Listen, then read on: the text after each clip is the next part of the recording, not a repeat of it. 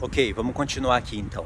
Salomão, ele tinha consciência das coisas na velhice e deixou o Espírito do Senhor, fez aquela programação, que foi uma maneira que o Espírito do Senhor inspirou Salomão a escrever, para que ele nos colocasse à prova, para ficar um livro de meditação profundo.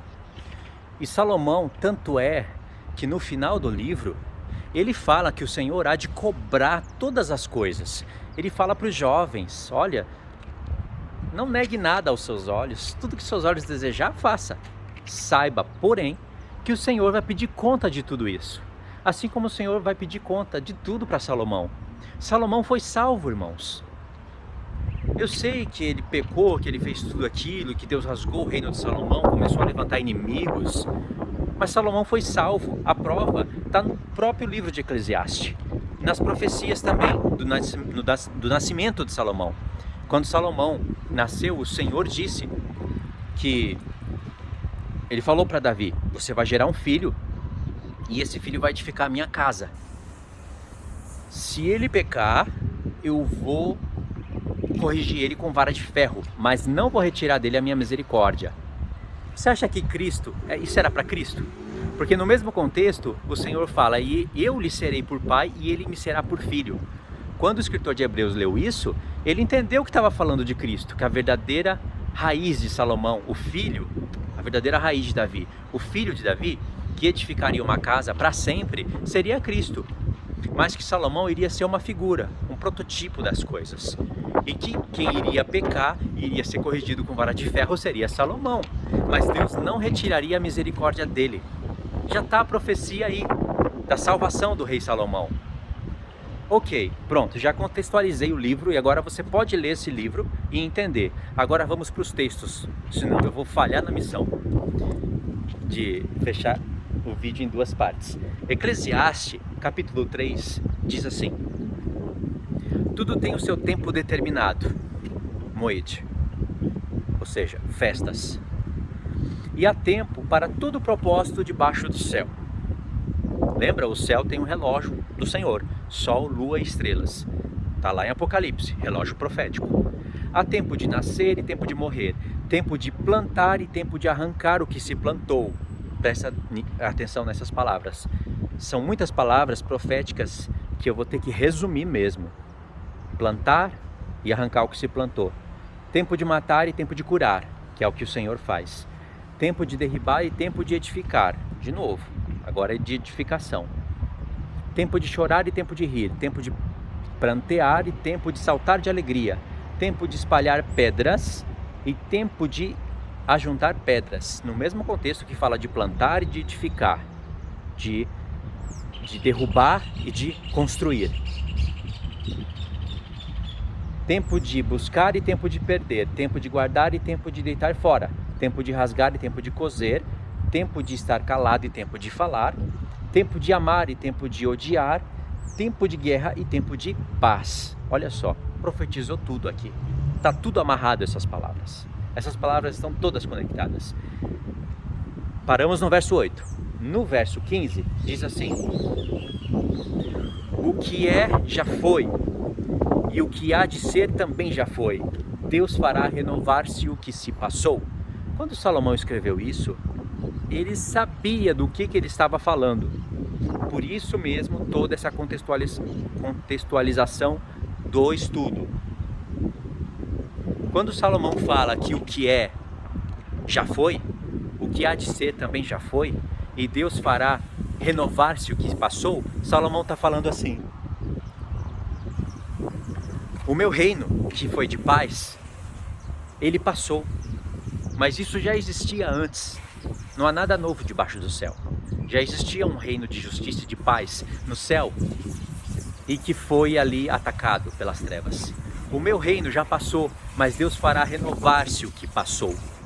Tanto é que nós vemos o Apocalipse acabando com coisas semelhantes ao que aconteceu no reino de Salomão.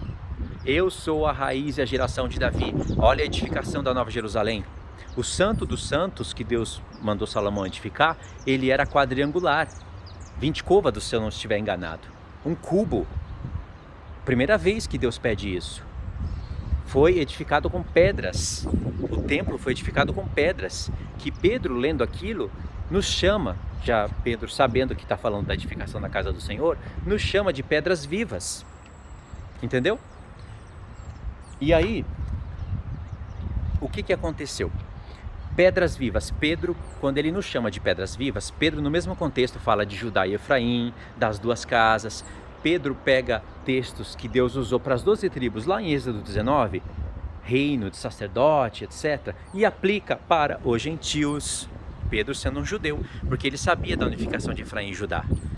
Ou seja, Pedro escreveu aquela carta com grande revelação. E aí, irmãos, como nós lemos aqui em Eclesiastes, você vê que há tempo de plantar e tempo de derrubar a plantação, tempo de construir e tempo de derrubar a construção, tempo de juntar pedras e tempo de espalhar pedras. Tudo isso é a respeito da edificação do Senhor. O Senhor começou a juntar pedras de todos os lados, pedras trabalhadas. Profeticamente fala aquelas coisas a nosso respeito, pedras trabalhadas para que uma juntasse nas outras e formasse o santuário de Deus. Tempo de juntar as pedras, está falando da gente, mas também há tempo de espalhar as pedras. Depois Deus entregou aquele templo nas mãos de Nabucodonosor, aí espalham-se tudo. A mesma coisa aconteceu lá quando Jesus veio. Jesus não falou: quem comigo não ajunta espalha? Tá vendo? Se você não juntar com ele, você vai espalhar. Jesus mesmo olhou para aquele santuário e falou: não ficará pedra sobre pedra aqui que não seja derrubada. Pedras que um dia o próprio Senhor juntou seriam espalhadas pela palavra do próprio Senhor Jesus. O povo que se congrega e se junta como um só povo, por exemplo, lá no livro de Neemias, toda a congregação se juntou como um só homem. Eles eram tipo como pedras vivas. O Senhor juntou, mas também depois que eles começaram a transgredir, o Senhor espalhou de volta. No tempo de Salomão a mesma coisa, o Senhor juntou, mas depois o Senhor espalhou. O Senhor deu vida, mas depois o Senhor matou. Entregou todos eles à matança. Não é assim que profetiza Oséias 6? Ele nos despedaçou e nos sarará, fez a ferida e curará, porque há tempo determinado para tudo isso. Entendeu? E aí, isso também se aplica a toda a escritura profética. Por exemplo, na obra do Espírito do Senhor, o Senhor pega porções da palavra dele e o Senhor espalha por todo o canto da palavra. Quando ele vai falar das festas no livro da lei, eu vou fazer esse vídeo aqui em 3 partes, tá?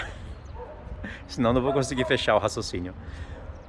Quando o Senhor vai falar das suas festas no livro da lei, dentro de um livro, pra gente, eu sei, são 5 livros, mas para eles era um livro.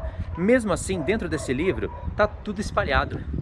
A palavra moed vai estar relacionada à criação do sol e da lua, que é o nosso relógio até hoje, e que está relacionado com moed, tempos determinados. Depois o Senhor vai usar essa expressão para falar das festas. Aliás, as festas são tempos com datas e tudo, e o povo precisava olhar para o sol e para a lua para contar os dias, as horas, as semanas e os meses, certo?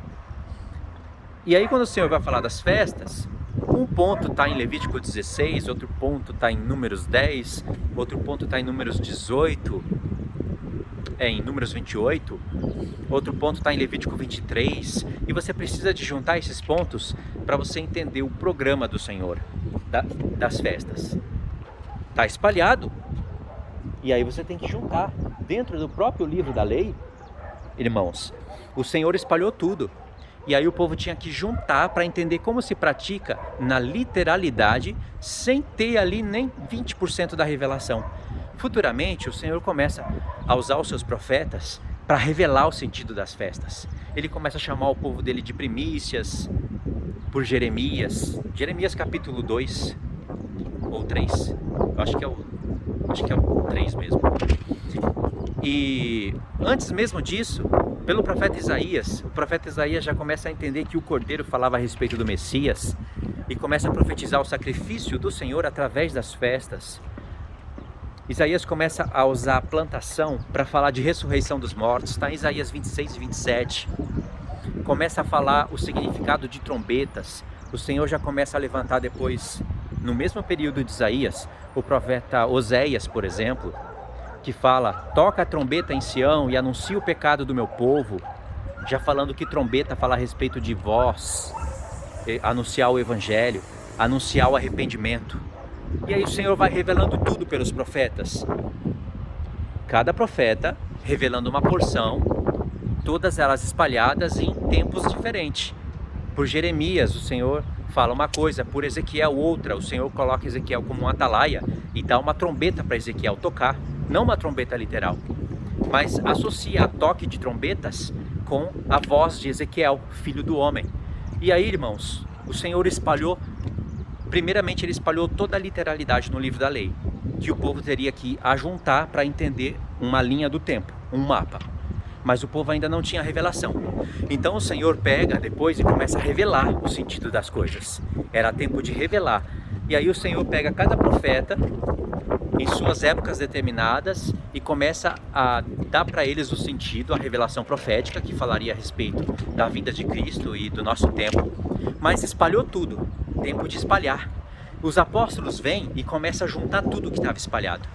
Paulo escreveu todo o raciocínio dele para falar de ressurreição, de trombeta, de vinda do Senhor, usando essas expressões e as festas.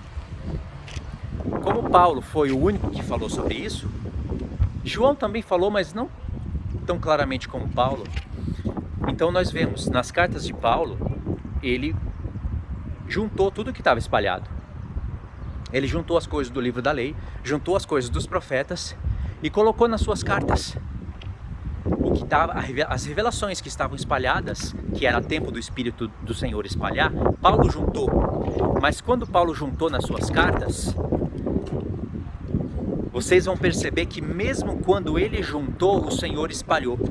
Porque quando Paulo fala de ressurreição, um ponto vai estar em 1 Coríntios 15, outro ponto em 1 Tessalonicenses 4, outro ponto em 2 Tessalonicenses capítulo 2. Mesmo assim tem que ler o 1 antes.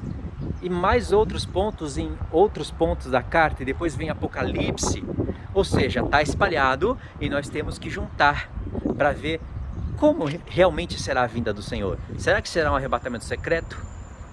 Será que vai ser 7 anos antes da grande tribulação? Será que vão ter 3 arrebatamentos, como falam alguns pastores da linha pré? Nós temos que juntar o que está espalhado. Porque para a gente está espalhado, mas depois que você tem a visão profética dos fatos, você vê que os apóstolos, eles ajuntaram, estava muito mais espalhado e eles ajuntaram, mas o Senhor não deixou eles juntar tudo em um só ponto. Pega esse raciocínio na parte número 3, tá bom? Eu vou ter que parar aqui.